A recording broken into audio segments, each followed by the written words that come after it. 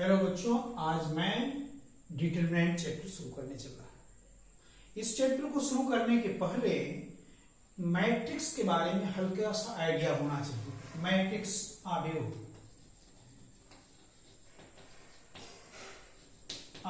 क्या है, इसको समझने के लिए एक एग्जाम्पल लीजिए। एग्जाम्पल कि तीन लड़के हैं, राम, श्याम और मोहन। इन बच्चों का एग्जाम हुआ और उसमें फिजिक्स, केमिस्ट्री और मैथ में मार्क्स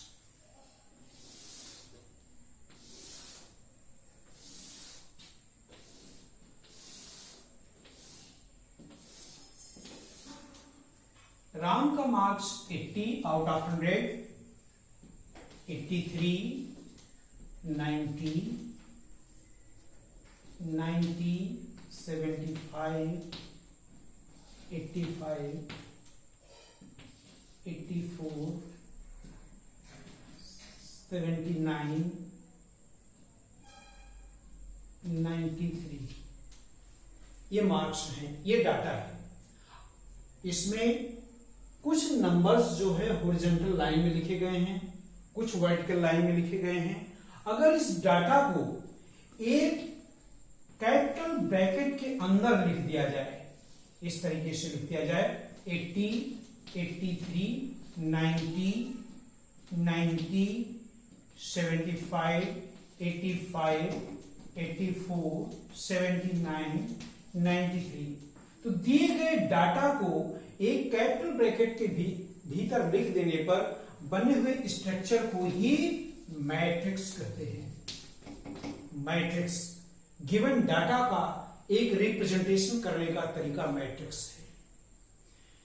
इसमें जो हॉरिजॉन्टल लाइंस होती हैं इनको रो, पंक्ति कहते हैं और नंबर वाइज इनको नाम रखते हैं। जैसे ये पहली हॉरिजॉन्टल लाइन है, इसको रो नंबर 1, इसको रो नंबर 2, रो नंबर 3, और जो वर्टिकल लाइंस होती हैं इनको कॉलम, स्तंभ कहते हैं और इसको नंबर देते हैं C1, C2, C3। ये मैट्रिक्स के बारे में जानकारी हुई। इसमें 3 रो हैं और 3 कॉलम हैं। किसी मैट्रिक्स का order of matrix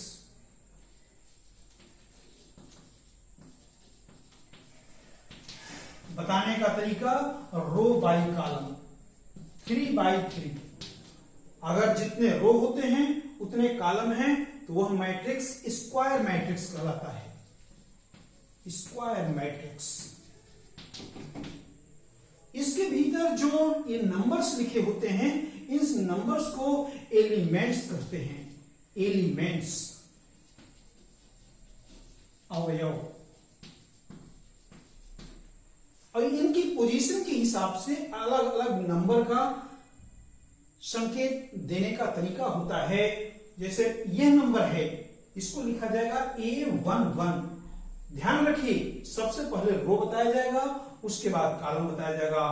first row और फर्स्ट कॉलम का एलिमेंट को लिखने का तरीका छोटे लेटर से A11, 11 नहीं पढ़ेंगे इसे, इसकी value 80। A12 first row second column, first row second column, इसकी वैल्यू 83। A13 का मतलब फर्स्ट रो थर्ड कॉलम 90। इस तरीके से एलिमेंट्स की पहचान होती है। तो यह मैट्रिक्स के बारे में आपने आइडिया लिया कि किसी मैट्रिक्स में हॉरिजॉन्टल लाइंस को रो कहते हैं, वर्टिकल लाइंस को कॉलम कहते हैं। मैट्रिक्स में रो और कॉलम को बताने का तरीका रो बाई कॉलम। ये 3x3 ऑर्डर का मैट्रिक्स बोला जाएगा। किसी मैट्रिक्स में रो कॉलम के बराबर हो भी सकता है, नहीं भी हो सकता है। अगर बराबर है तो वह मैट्रिक्स स्क्वायर मैट्रिक्स है, अगर बराबर नहीं है तो उसको रेक्टेंगुलर मैट्रिक्स कहेंगे। डिटरमिनेंट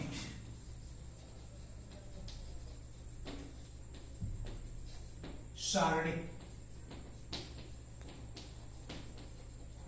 इसकी डिफिनीशन, परिभाषा कैसे बताएंगे? पहली बात कि प्रत्येक स्क्वायर मैट्रिक्स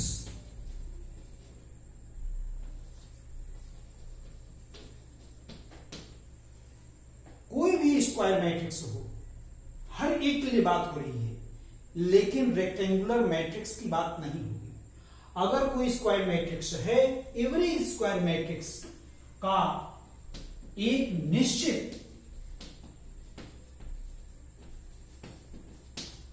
जब करके लिख दीजिए, जब प्रत्येक स्क्वायर मैट्रिक्स का एक निश्चित मान का, वैल्यू का अस्तित्व बोल दीजिए, अस्तित्व होता है, तब उसे डिटरमिनेंट कहते हैं।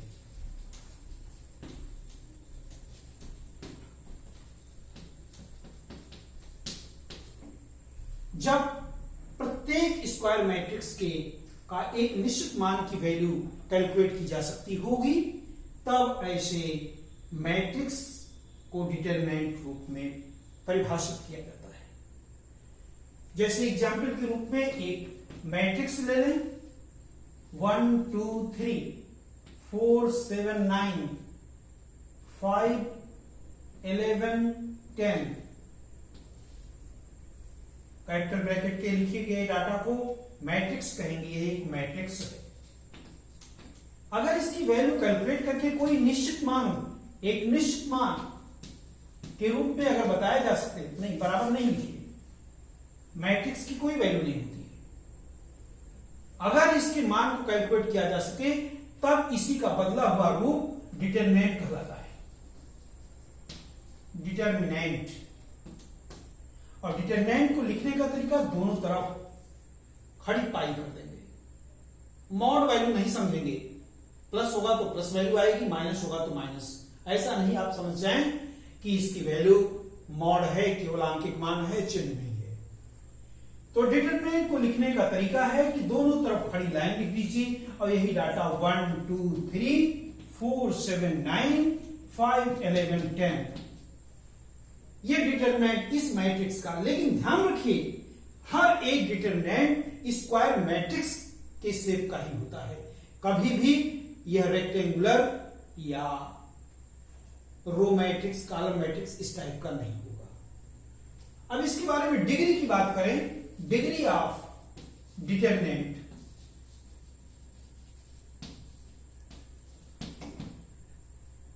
डिटरमिनेंट की डिग्री, कोटि, इसको 2 क्रॉस 2 3 क्रॉस 3 न बोल करके सिंपल भाषा में कि यह अगर 3/3 ऑर्डर का है, ये 3/3 ऑर्डर का है, तो इसको तृतीय कोटि का कोटि बोली जाएगी। Degree of determinant third order. जबकि मैट्रिक्स को बताने के लिए 3 क्रॉस 3 लिखा जाता है। अब एक एक करके जैसे करें, पहला फर्स्ट ऑर्डर का मैट्रिक्स, फर्स्ट ऑर्डर की डिटरमिनेंट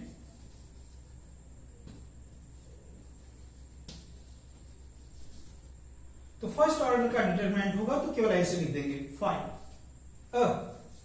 खड़ी लाइन। सेकंड में सेकंड ऑर्डर की डिटरमिनेंट में 1 2 3 4 ये सेकंड ऑर्डर का है।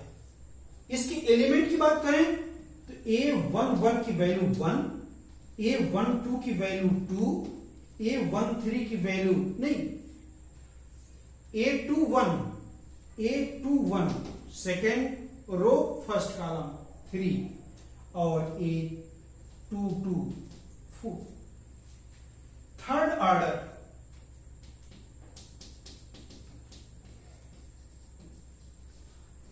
का डिटरमिनेंट अगर लिखना होगा 1 2 3 4 5 9 6 7 11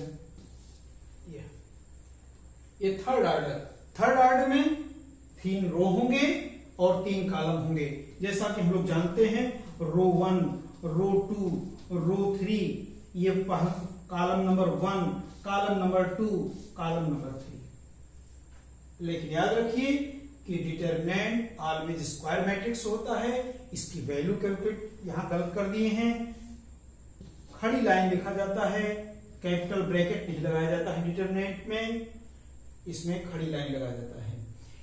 डिटरमिनेंट की वैल्यू कैलकुलेट की जा सकती है, स्क्वायर मैट्रिक्स होता है, जबकि मैट्रिक्स की कोई वैल्यू नहीं होती। नेक्स्ट चिन्ह परिपाटी।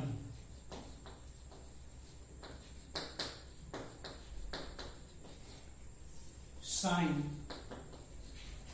कन्वीनियंस।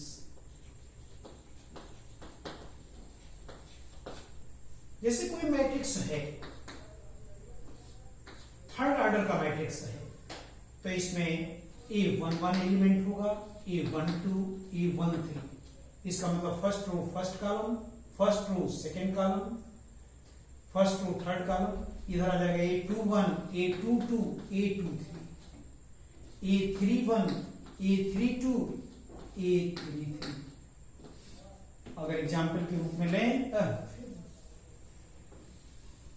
1, 2, 3, 5, 4, 9, 11, 10, 13। तो 13 वैल्यू किसकी है? A33। 11 वैल्यू किसकी है? A31 की वैल्यू 11 है। यह डिटरमिनेंट में अगर साइन कन्वीनियंस की बात करें, किसी भी एलिमेंट के पहले क्या साइन दिया जाएगा, किसी भी एलिमेंट के पहले क्या साइन दिया जाएगा, इसका निर्धारण ये जो रो और कॉलम हैं इसका सम करके देखिए। 3 + 2 5। अगर ये ऑड नंबर मिले तो उस एलिमेंट का साइन नेगेटिव। अगर ऐड करने पर 3, 3, 6 इवन नंबर सम संख्या मिले तो चिन्ह प्लस। तो यहां अगर हम चिन्ह की बात करें तो 1, 1, 2 plus plus minus plus minus plus minus plus minus plus, आप चेकआउट कर सकते हैं। यहां A21 2 और 1 मिलकर के 3 हो गया, जो कि ऑड नंबर है, ऑड नंबर का साइन माइनस। तो हम लोगों ने चिन्ह परिपाटी में एलिमेंट्स के सामने क्या चिन्ह होना चाहिए इसका अध्ययन किया। इसके बाद उपसारणिक।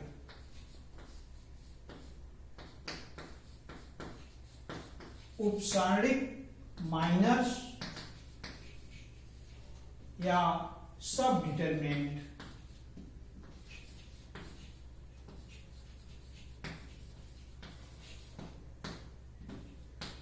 सब डिटरमिनेंट उपसारणिक किसी भी एलिमेंट A11 अवयव A11 की उपसारणी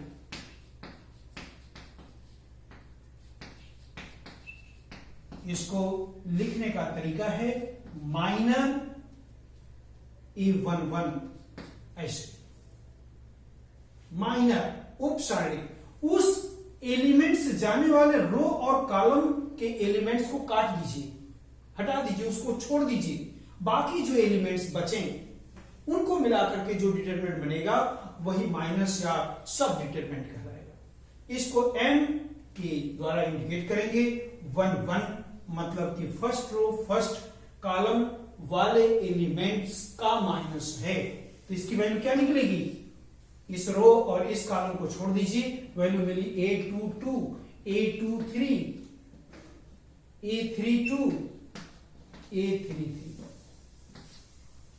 अगर यहां एग्जांपल्स में लें हम लोग तो 4, 10, 9, 13 ये वैल्यू। अब किसी भी माइनस का मान निकालने का तरीका, जिसे क्रॉस मल्टीप्लाई करके हम लोग कैलकुलेट करते हैं संख्या को छोटे क्लासेस में, इसका मल्टीप्लाई करके इसमें घटा देंगे। तो 4 × 13 minus 10 × 9 is equal to 52 minus 90 minus कर दीजिए माइनस 83। इसकी वैल्यू आ गई इस माइनर की वैल्यू। सिमिलरली किसी भी एलिमेंट का माइनस की वैल्यू निकाल सकते हो इसी तरीके से। सब डिटरमिनेंट के बाद अब पढ़ेंगे हम लोग सहखंड, कोफैक्टर्स।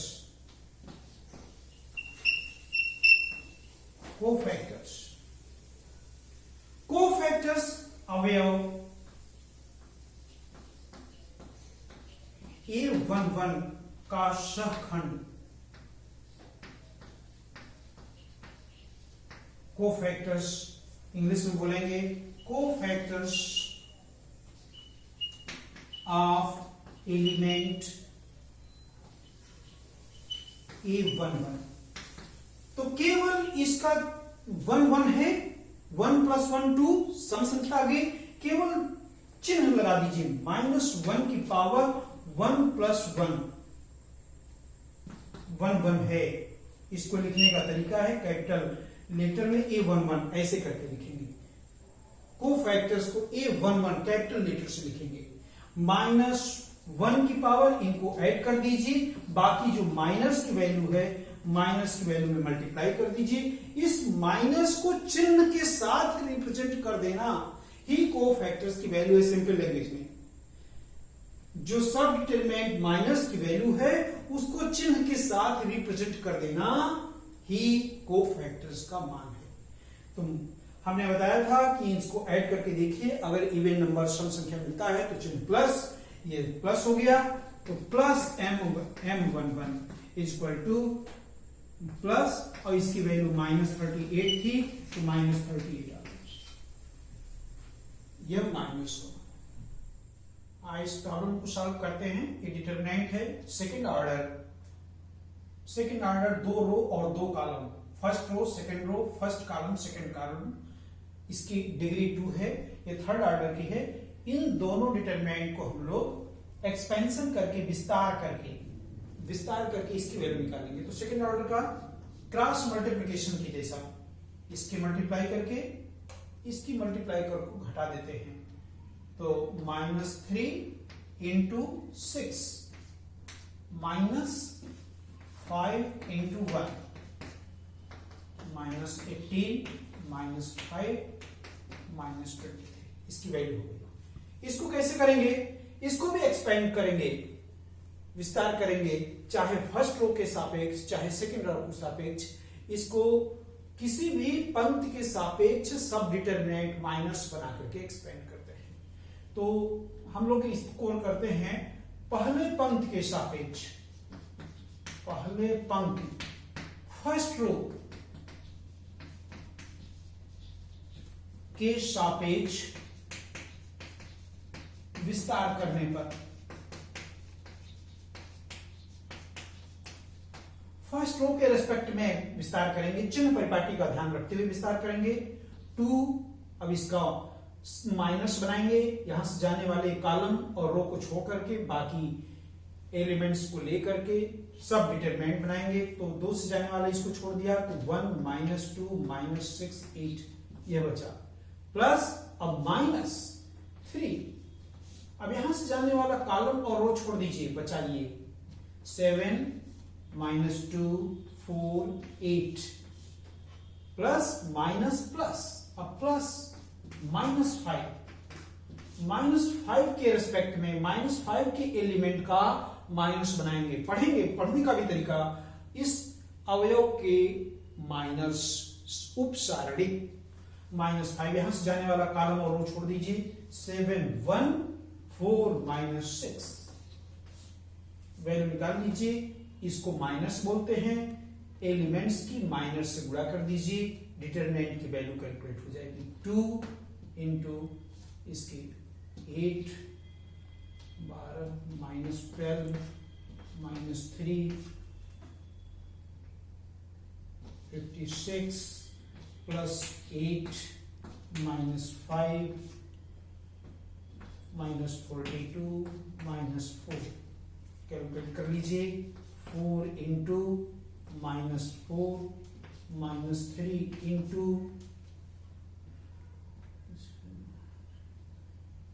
64 -5 × -46 मल्टीप्लाई कर लीजिए, -8 माइनस 192 प्लस हो जाएगा ये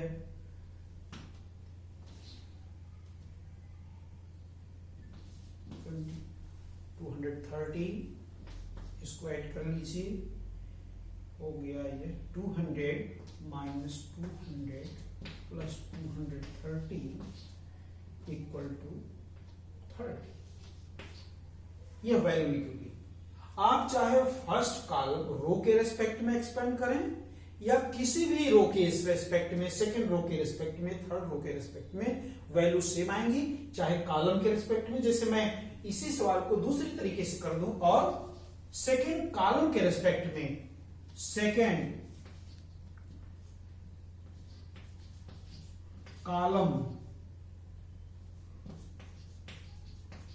के रेस्पेक्ट में विस्तार करने पर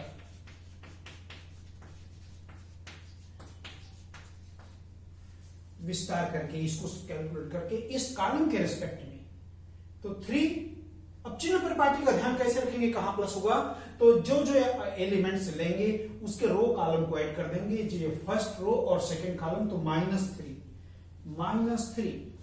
और इसकी सब डिटरमिनेंट, यहां से जाने वाला रो कॉलम काट दीजिए, 7 माइनस 2 4 8, अब ये माइनस हो गया, ये 2 है, A22 प्लस इवन नंबर होगा तो साइन प्लस 1, इसकी सब डिटरमिनेंट यहां से जाने वाले काट दीजिए, 2 माइनस 5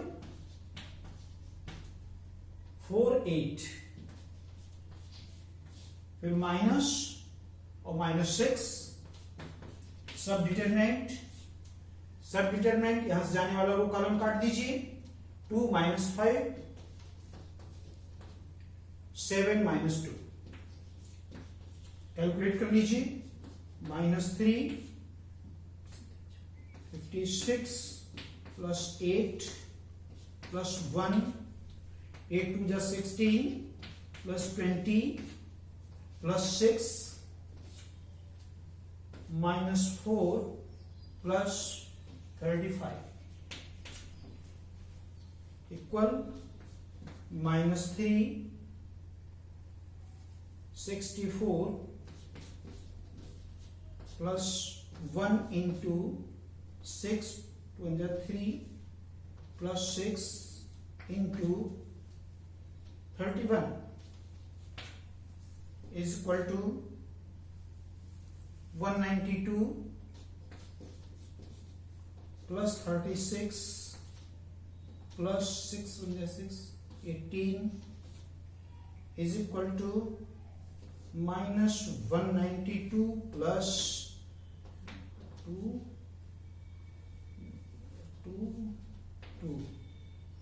is equal to 30 आ गया।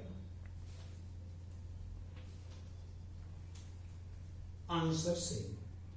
तो हम लोगों ने क्या देखा, किसी भी डिटरमिनेंट की वैल्यू एक्सपेंड करके निकालेंगे तो किसी भी रो या किसी भी कॉलम के एलिमेंट्स की उसके माइनस या सब डिटरमिनेंट्स से मल्टीप्लाई कर दीजिए, उस डिटरमिनेंट की वैल्यू आ जाएगी। देखिए क्वेश्चन है, evaluate the value of x. दो डिटरमिनेंट एक दूसरे के इक्वल हैं, उनमें अननोन क्वांटिटी एक्स की वैल्यू कैलकुलेट करनी। जैसा कि हम लोग मैट्रिक्स में जानते हैं कि अगर दो मैट्रिक्स एक दूसरे के इक्वल होती है, करस्पॉन्डिंग एलिमेंट्स इक्वल होते हैं, लेकिन डिटरमिनेंट अगर इक्वल हैं तो इसकी वैल्यू इसकी वैल्यू के इक्वल होगी। तो इक्वल होने का मतलब करस्पॉन्डिंग एलिमेंट इक्वल नहीं करेंगे, सावधान हो जाइए। इसकी वैल्यू इस डिटरमिनेंट की वैल्यू इस डिटरमिनेंट की वैल्यू इक्वल होगी।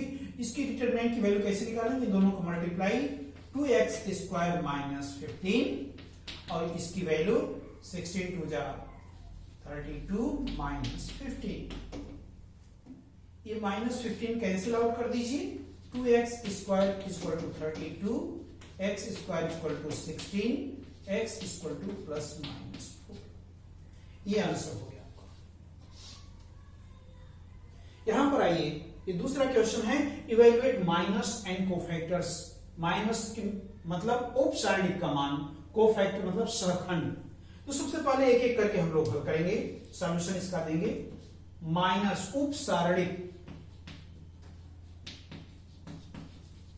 माइनस जिसको सब डिटरमिनेंट भी बोलते हैं,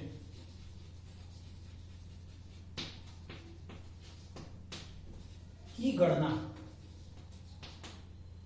माइनस की वैल्यू हम लोग निकाल रहे हैं, सारे माइनस जितने एलिमेंट्स होते हैं, 9 एलिमेंट है, 9 माइनस होंगे। M11 माइनस को, M11 1 से जाने वाला रो और कॉलम छोड़ दीजिए, 6 5 माइनस 1 7।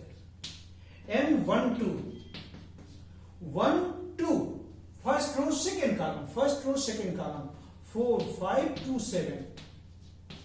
M13 1 3 4 6 2 minus 1। इसकी वैल्यू आगे कैलकुलेट करिए, 42 plus 5 47 is equal to 28 minus 10 18। इसकी value -4 minus 12 is equal to minus 16। और इसके आगे अब 2 2 1 2 2 2 3। इसके बाद 3 1 3 2 3 3। M33 means third row third column के रिस्पेक्ट वाले एलिमेंट का उपसारण। सभी की वैल्यू निकाला जाए। M21 2 1 minus 2 1 minus 1 7 2 2 second row second column 3 1 2 7 2 3 second row third column 3 minus 2 2 minus 1 3 1 third row first column third row first column minus 2 1 6 5 3 2 3 2 third row second column 3 1 4 5 3 3 third row third column 3 minus 2 4 6। Calculate कर लीजिए। -14 plus 1 21 minus 2 -3 plus 4 -10 minus 6 15 minus 4 18 plus 8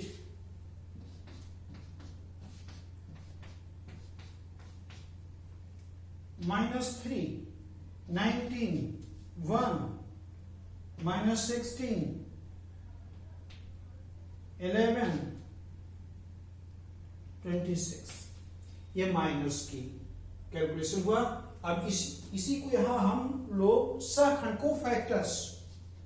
cofactors की गणना।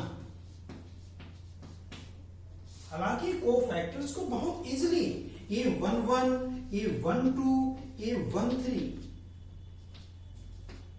इसमें क्या minus और cofactors में क्या difference है? माइनस की जो वैल्यू है केवल साइन कन्वीनियंस चिन्ह परिपाटी के साथ कैलकुलेट की जाएगी, तो वह कोफैक्टर्स कहलाएगा। जैसे 1 1 इन डिजिट्स को सॉल्व कर लीजिए, first row first column 1 + 1 2 even number solution क्या प्लस 1 और 2 मिलकर के 3 ऑड माइनस 3 और 4 3 1 4 4 सम संख्या प्लस। ऐसे 1 1 2 1 3, इसके बाद 2 1 2 2 2 3 3 1 3 2। नेक्स्ट आगे कैसे कैलकुलेट करेंगे? प्लस है और बाकी 1 1 है, जो सब डिटरमिनेंट है माइनस है, वही लिखा जाएगा 6 5 -1 7। और इसकी वैल्यू हम लोग कैलकुलेट कर चुके हैं 47। तो हम लोग क्यों, अगर हमको केवल इसी कैलकुलेट करना होता तो सिस्टमेटिक कर लेते, लेकिन केवल इसकी वैल्यू कैलकुलेट करनी है, तो यहां से हम चीटिंग कर लेंगे। 18 आया है तो -18, ये 13 -16 -18 -16, ऐसे आप आगे कैलकुलेट। आज हम लोग फर्स्ट एपिसोड में यहां तक पढ़े हैं। इसके आगे की प्रोसेस नेक्स्ट वीडियो एपिसोड 2 में देखेंगे।